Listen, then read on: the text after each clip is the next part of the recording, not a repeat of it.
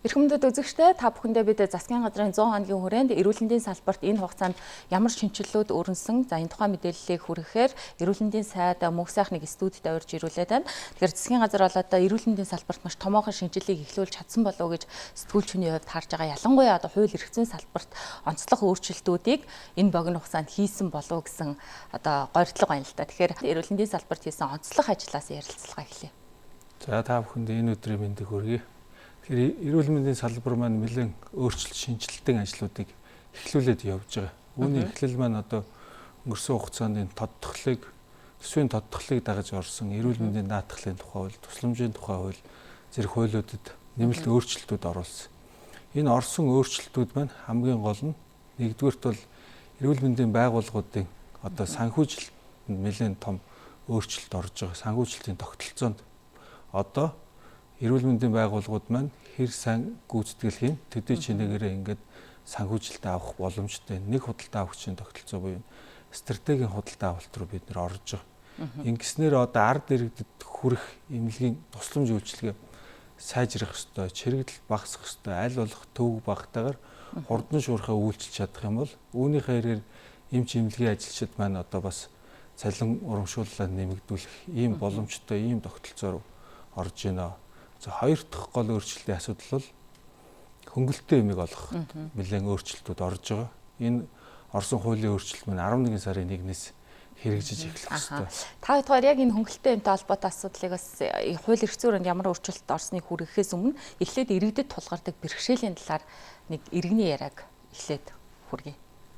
Заавалчгүй нөгөөх юун дуусчихна гэдэл биднес чинь за нэг нэгээр ороор хүүтэнтэй тэр нэг цөөхнөр орохт нь гадаан тэгээд л дулаан тийч яг суух сандал олоо сууцгаас нь суух сандалгүйд бол гизүү. Тэгээ заримдаа очрлоод очихдоо дуусчихна. Тэгэхээр эмийг одоо олгоход иргэд маш их чирэгдэл хүндрэлтэй байна. Эхний эдэн өдөр очиод эм нь хүрэлцдэггүй гэдэг асуудлыг хүнддэг шүү дээ. Гол өөрчлөлтүүд юу байв? Саяны иргэн болоос асуудлыг нэлээд хүндэж тамлаа. Тэгэхээр одоогийн бидний явж байгаа зарчим хөнгөлөлтөө эмийг олгоход ард иргэдэд нэлээд чирэгдэлтэй байгаад байна. Одоо эмийн сангуудад хуваарлсан төсөв мөнгө нь бас богино хугацаанд дуусчдаг. Ингээд энэндээ багтаж ард иргэд маань эм тариагаа авахын тулд эмийн сан дээр өглөө эрт очиж очролдог. Ингээд сар болгоны эхний 3 өдрийн санхүүжилтэн дуусчдаг. Иймэрхүү төвөгтэй асуудлууд ард иргэдэд их байгаад байна. Тэгэхээр одоо бид бүхэн яах вэ гэхээр одоо ард иргэд маань аль эмнэлэгт үзүүлнэ тэр эмчээрээ хөнгөлөлтөө эмийнхаа жорыг бичүүлээд ойрхон байгаа дуран эмийн сан руу аваад ингээ хөнгөлөлтөө эм авчих энэ боломжийг бүрдүүлж байгаа. Тэгэхээр юу гэхээр одоо бүх эмчнэр маань хөнгөлөлтөө эмийн жорыг бичих нь байна. Бүх эмийн сангууд маань хөнгөлөлттэй эмийг олгох нь. Ингэхдээ бид үүн дээр олгогдож байгаа одоо яг хүрэх ёстой иргэндээ очиж гин үү гэдэг энэ дээр хяналт тогтолцоогоо сайжруулад жорууд маань бүгдөө цахимаар бичигдэх ёстой. Ингээд хөнгөлөлттэй эм маань хүрэх ёстой иргэндээ хүрээд яг ард иргэдэд учирж байгаа нөгөө байнгын эмуудыг санхүүгийн дарамтанд ороод идэг энэ улсуудтай хүрэх юм бол энэ хөнгөлөлттэй эм маань ингээд тасалдахгүйгээр бүх ард иргэдэд хүрэх боломж бүрдэж байгаа юм аа. Энэ дээр бид бүх хүмүүсийн хөнгөлөлтөө эмийн чагсаалтыг бид бүхэн өөрчилж байгаа, шинжилж байгаа. Энэ дээр бол яаж вэ гэхээр бид нар хэд хэдэн шалгуур үзүүлэлтүүдийг тавьж энэ чагсаалтаа гаргаж байгаа. Одоо яг одоо энэ байнгын эм хэрэгэлдэг ийм онш мөн үү? Энэ маань үнэхээр ард иргэдэд санхүүгийн дарамт учруулж гин үү? Гэх мэтчлийн ийм олон шалгуурыг тавьж бид нар хөнгөлөлтөө эмийнхаа чагсаалтыг гаргаж байгаа. Энэ маань ингээд гаргахаар яг эмнэлгийн байгууллагаар үйлчлүүлэхгүйгээр гэртээ эм тарай хэрэглэх энэ өвчлөлийн оншуудын бас 80 орчим хувийг хамарсан юм. Өргөн хүрээг хамарсан. Зөвхөн цөөн тооны хүнд биш даатгуулагчдын ихэнх хувийг хамарсан ийм эмийг олох ийм тогтолцоо руу бид бүхэн шилжиж ороод байна.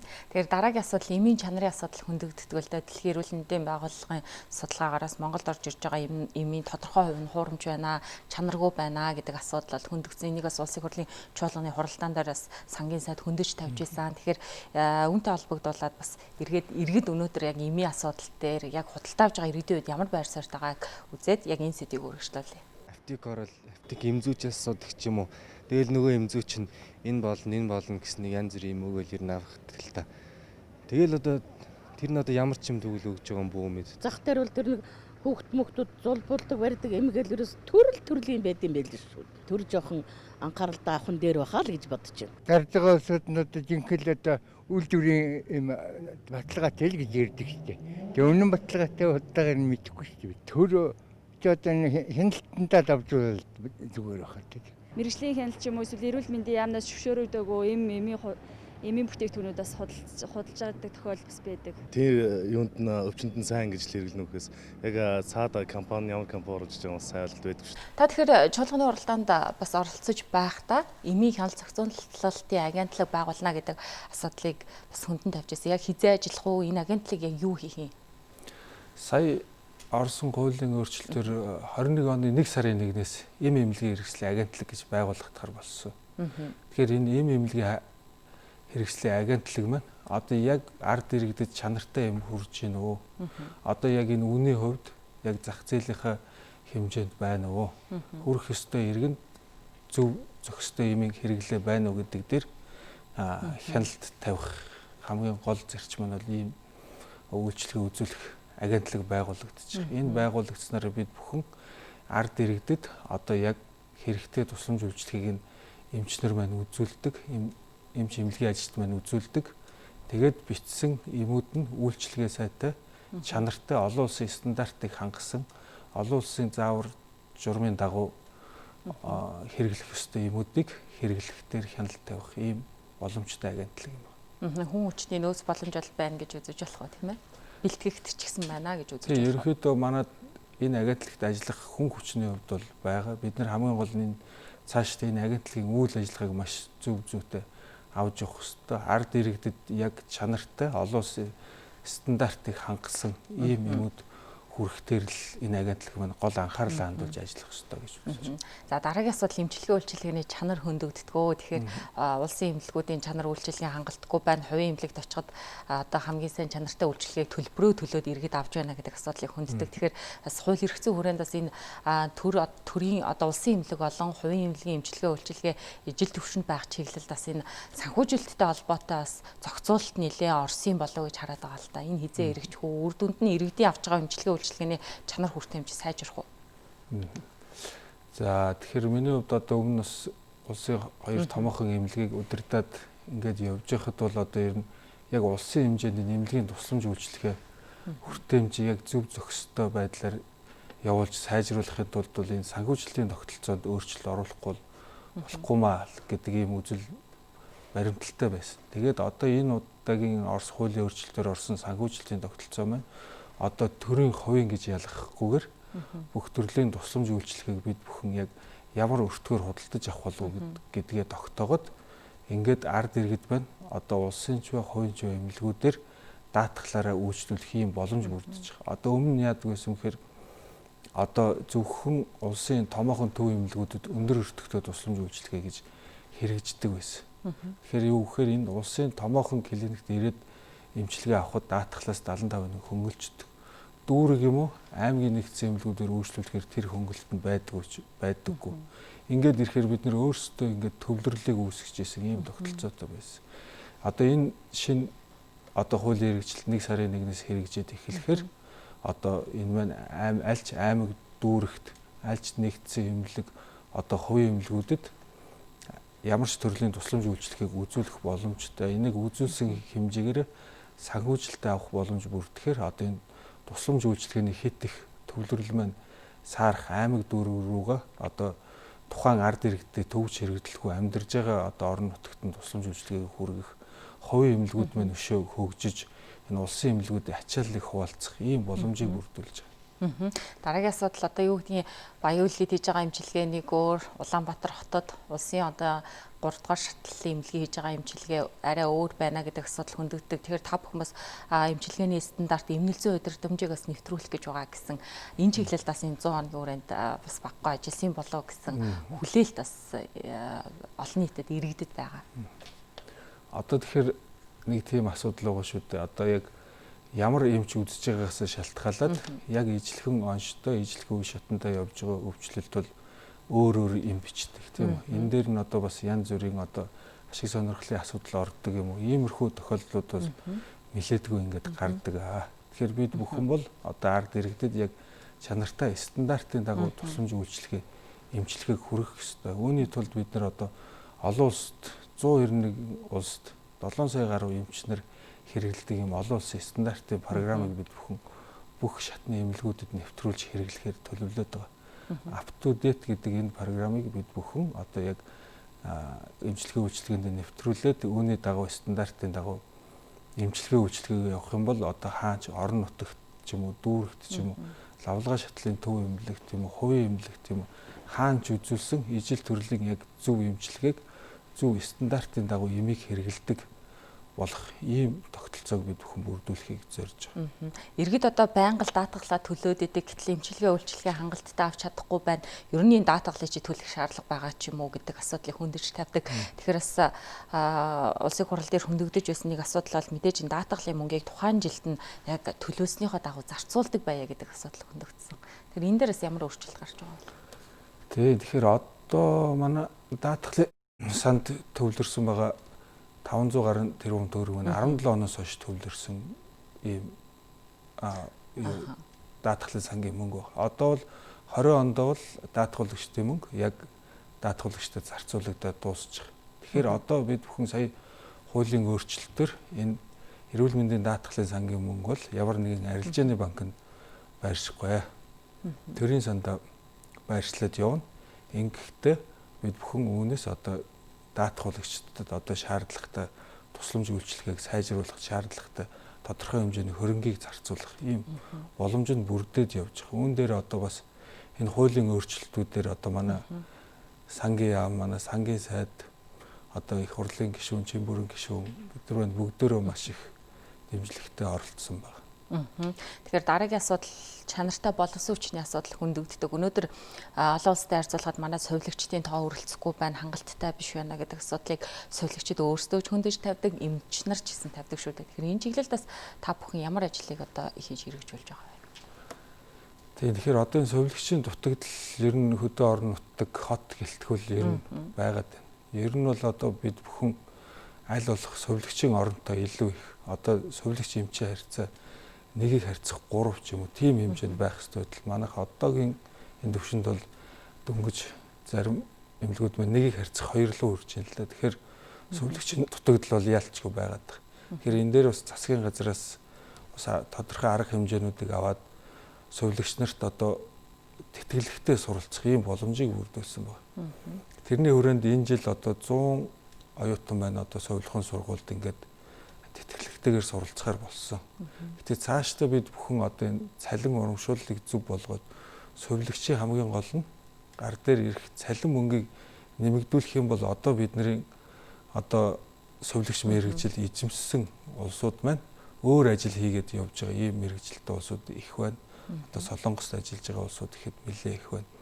Тэгэхээр эднийг буцаагаад мэргэжлэрээ ажиллах энэ боломжийг бүрдүүлж өгөх ёстой. Түүний тулд одоо цалин мөнгө нь бас амьдрал ахуйд нь хөрөлцөхүйц хэмжээний байх ёстой. Тэгэхээр бидний сая хийсэн хуулийн өөрчлөлтүүд маань бас энэ боломжийг олгож өгөх болов гэдэг ийм хүлээлттэй байна. Тэгэхээр хоёулаа сая хууль эрхцэн хүрээнд асуудлыг нэлээд ярьлаа. Дараагийн хэсэгт мэдээж одоо энэ техник технологийн шинжилэл яригдах байх 100 хоногийн хүрээнд бас та бүхэн хэрхэн яаж одоо техник технологиг энэ эрүүл мэндийн салбарт бас нэвтрүүлэх чиглэлд анхаарч ажилласан бол. Тэгэхээр бид бүхэн бас хэд хэдэн шинэ технологиг зарим эмнэлгүүдэд нутагшуулаад суйрлуулад явж байгаа. Одоо жишээ нь бид бүхэн 2 дугаар эмнэлэг дээр PET-CT-г бид нэр одоо энэ 10 сарда багтаагаад ашиглалтанд оруулж яг ард иргэдэд үйлчлүүлж эхлэх гэж байна. Энэ нь юу гэхээр одоо нөгөө хавдартай улсууд бүгдөө энэ шинжилгээг хийх ёстой. Манай улсын хувьд бол ерөөсөө огтхонж энэ шинжилгээг хийдэггүй байсан. Одоо энэ 10 сарда багтаагаад хийдэг болохоор одоо энэ шинжилгээг хийхин тулд гадагшаа явдаг байсан улсууд маань их орондоо энэ улстай энэ 2 дугаар эмнэлэг дээрээ хийх боломж бүрдэж байгаа. Энэ маань одоо ялангуяа энэ ковидын энэ үед одоо хил хаалттай байгаа энэ үед бол их орондоо энэ тусламж үйлчлэгийг онцлогоо хийх боломж гэдэг бол энэ маш том давуу тал бий болж байгаа. Тэгээ 2 дугаарт бол одоо улсын 1-р төв эмнэлэг дээр бас одоо B план гэж ярьдаг юм ангиографийн аппарат суйрлагдж байгаа. Ингэснээрээ бид бүхэн одоо мэдрэлийн өвчлөлийг одоо бас судсан дотоорх эмчилгээг мэдрэлийн талын эмчилгээг хийх боломж бүрдэж байгаа. Энэ маань өмнө зөвхөн 3 дугаар эмнэлэг дээр хийгддэг. Тэнцээ очир зугаар төвлөрөл их байсан бол одоо бид бүхэн 1 дугаар эмнэлэг дээр хийдэг болж байгаа. Ингээд бид бүхэн одоо 1, 2, 3 дугаар эмнэлэг дээр бүх төрлийн тусламж үйлчилгээг үзүүлдэг болох ийм зорилгыг тавиад ажиллаж байгаа. 12 сарын 1 гэхэд энэ бүх төрлийн үйлчилгээг 3 эмнэлэг маань гуруула ижил төвшөнд үзүүлдэг болно. Инхээр аймаг дүүргийнхаа одоо иргэдэг яг энэ 3 эмнэлэгтээ үзүүлээд ирэхээр төвлөрөл маань саарах ёстой. Ингээд цаашдаа бид бүхэн дүүрэг аймгийн нэгдсэн эмнэлгүүдэд энэ үзүүлж байгаа тусламж үйлчилгээг сайжруулах тал дээр анхаарал хандуулад явж байгаа. Дараагийн асуудал бол мэдээж иргэд юуны тухайн төрөлхөөр шууд 3 дугаар шатлалын эмнэлгийг зорихоос илүү хамгийн ойрхон өөртөө ойрхон байгаа өрхийн эрүүл мэндийн төвдө хандахыг хүсдэг. Гэтэл эмчилгээ үйлчилгээний чанар хүртээмжийн асуудлаас ахуулаад олон асуудлыг хөндөж тавиад аль болох татгалзаад байдаг л да. Тэгэхээр өрхийн эрүүл мэндийн төвийн үйл ажиллагааг илүү сайжруулах, одоо иргэд нь одоо тэр эмнэлэгтээ итгэдэг байх, эмчилгээ үйлчилгээний чанартай хүртээмжтэй байгаад эргээд энэ бусад шатлалын эмнэлгийн ачааллыг бууруулах чиглэлд бас ямар ажил одоо хийгдэж байгаа бол хүлээлт бас энэ чиглэлд нэлээд иргэдийн хувьд өндөр байгаа л да. Тэгэхээр одоо бид бүхэн бол одоо Монгол улсынхаа бүх иргэдэг нэг жилд ингээд урьдчилан сэргийлэх үзлэгт хамрагддаг болох тийм тогтолцоог бүрдүүлэх ийм зорилго тавиад ажиллаж байгаа. Энэ зорилгын өрөөнд бид бүхэн яг энэ өрх сумын төвшөнд одоо бүх иргэдээ анхан шатны урьдчилан сэргийлэх үзлэгт хамруулах шаардлагатай маа. Эндээс хэрвээ ямар нэгэн с ิจ гтэй дараагийн шатны нарийг онцлогоо шинжилгээ шаардлагатай бол аймаг дүүргийн нэгдсэн эмнэлэгт очиж үзүүлдэг. Энэ аймаг дүүргийн нэгдсэн эмнэлэг дээр нь энэ шинжилгээг хийх тоног төхөөрөмжийн хангалтыг сайжруулах, аймаг дүүрэг дээр их тусламж үйлчилгээг сайжруулах тал руу анхаарал хандуулж байгаа. Тэгэхээр үүний тулд бид бүхэн одоо энэ өрх сумын эрүүл мэндийн төвд энэ урьдчилан сэргийлэх үзлэгт хамруулах энэ боломжийг нь бүрдүүлсэн одоо энэ багаж тоног төхөөрөмж хүний нөөцөөр нь хангах тал дээр нь нэлээд анхаарал хандуулан ажиллаж ялангуяа сумын төвшөнд бол одоо бид бүхэн тусламж үйлчилгээг сайжруулах ёстой. Тэгэхгүй бол одоо нэг суман дээр нэг хүүхэд шүдэн өвдөгтөл одоо аймгийн төв рүү явдаг жишээтэй. Тэгэхээр бид бүхэн энийг арилгах тухайн амьдарж байгаа бүс нутгаасаа яг сумынхаа төвшөнд ямар тусламж үйлчилгээ авах боломжтой тэрийг нь бид бүхэн бүрдүүлж өгье. Одоо бүх сумын эрүүл мэндийн төвүүдийг одоо мобайл технологийн буюу одоо бас гэрээр нь авч яваад үзлэг хийх боломжтой. Яг нь аппарат зүрхний цахилгаан бичлэгийн аппарат гэх мэтчлэн бүх зүйлүүдээр нь хангаж энэ эмчнэрийн сургаж өгье гэдэг ийм бодлого баримталж байна. Иргэдэд мэдээж энэ засгийн газар бол одоо эрүүл мэндийн салбарын энэ тулгамдж байгаа асуудыг шийдэх чиглэлд бол энэ хугацаанд баггүй ажил хийсэн гэж дүгнж байгаа. Тэгэхээр та эрүүл мэндийн салбарын сайдын хувьд өөрөөс энэ салбарт ажиллаж байсан, хоёр томоохон эмнэлгийг удирдах байсан хүний хувьд эдгээр шинжилэл эрүүл мэндийн салбарыг одоо дараагийн шатанд гаргах томоохон хөрс суурь болж чадахгүй. Энэ дээр та ямар хариулт өгөх вэ? Тэгэхээр одоо ер нь бодлогын хувьд яг энэ хөрс суурнаас нь бид нэр өөрчлөхгүй л одоо нэг хэдэн эмнэлгүүдийг багаж тоног төхөөрөмжөөр юм уу хүний нөөцөөр хангаад бид бүхэн энэ олон эрүүл мэндийн байгууллагуудыг бүгдийг нь авч явж дийлэхгүй нэг нь тодорхой болсон. Тийм учраас одоо энэ саяны хийсэн өөрчлөлтүүд одоо ирээдүйд энэ хийхээр төлөвлөсөн өөрчлөлтүүд маань эрүүл мэндийн салбарын одоо маш том өөрчлөлтийн эхлэл үнд суурь болж тэгэхээр чадна гэж үзэж байгаа. Бид бүхний хамгийн гол зорилго бол ард иргэдэд хүрэх эмнэлгийн тусламж үйлчилгээг хүртээмжтэй чанартай болгох ийм л зорилготой учраас үүнд бол саяны орсон өөрчлөлтүүд маань маш том өөрчлөлтүүдийг авчирна гэдэгт бол итгэлтэй байна. Үзэгчдээ бид та бүхэндээ эрүүл мэндийн сайд мөнх сайхантай ярилцаж, за эрүүл мэндийн салбарт энэ хугацаанд өрнөсөн шинжилэл, за хууль эрх зүйн хүрээнд ямар өөрчлөлт оров, за энэ салбарт одоо хийгдэж байгаа томоохон өөрчлөлтүүдийн талаарх мэдээллийг хүргэлээ. Анхаарлаа хандуулсанд баярлалаа.